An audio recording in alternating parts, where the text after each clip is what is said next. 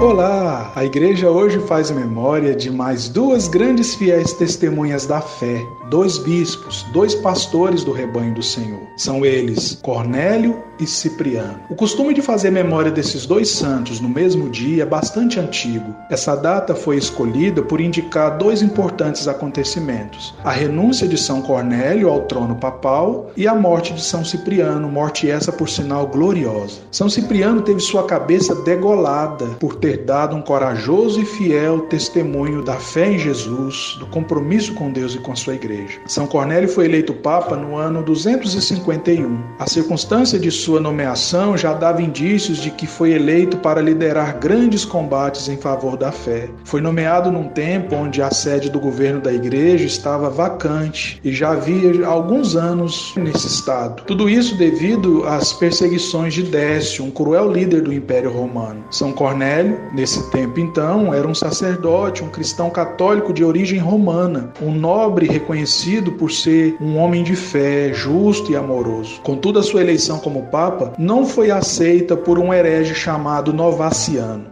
E, inclusive, ele se autopromoveu, declarando-se papa, e desse modo tornou-se o que chamamos até hoje de o antipapa. Isso ocasionou, como nós sabemos, o grande cisma na igreja na cidade de Roma. São Cornélio, na época, apoiava, mesmo à distância, o bispo legítimo, São Cipriano. Porém, seu apoio parece não ter sido reconhecido por alguns, assim foi acusado de ser muito manso com os divisores da igreja. Além disso, na época, uma forte epidemia abateu-se sobre a região romana e em seguida teve início outra grande perseguição contra os cristãos. Essa perseguição, inclusive, ficou conhecida como perseguição do Galo. Nessa ocasião, o Papa Cornélio foi exilado e preso e faleceu na prisão. Seu corpo foi trasladado e sepultado em Roma, nas catacumbas de São Calixto. Cipriano nasceu em Cartago no ano 210 e ficou conhecida naquela época por sua grande habilidade de retórica, capacidade discursiva. Era um grande pregador, dons que contribuíram muito para o exercício de sua profissão de advogado e depois para o ministério sacerdotal. Conta-se que certo dia, após ouvir alguém proclamando a leitura do Evangelho na igreja, onde talvez tenha entrado por curiosidade, foi impactado por essas palavras de Jesus. Ali houve então uma profunda mudança interior, tanto que ele se converteu à fé cristã. E isso transcorreu no ano 246, de modo que por seu testemunho de mudança de vida associada à fama de grande intelectual, foi algum tempo depois ordenado sacerdote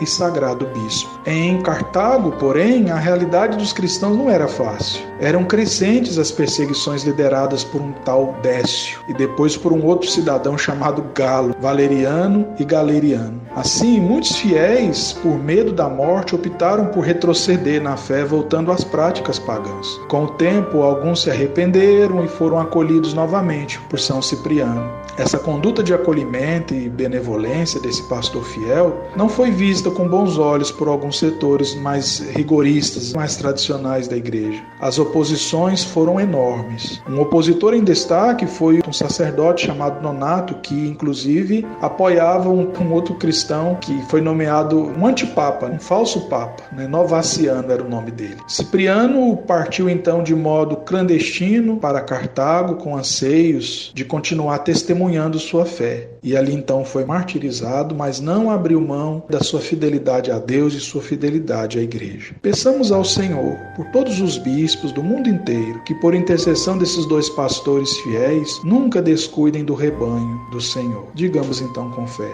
São Cornélio e São Cipriano, pastores fiéis do rebanho do Senhor, rogai por nós.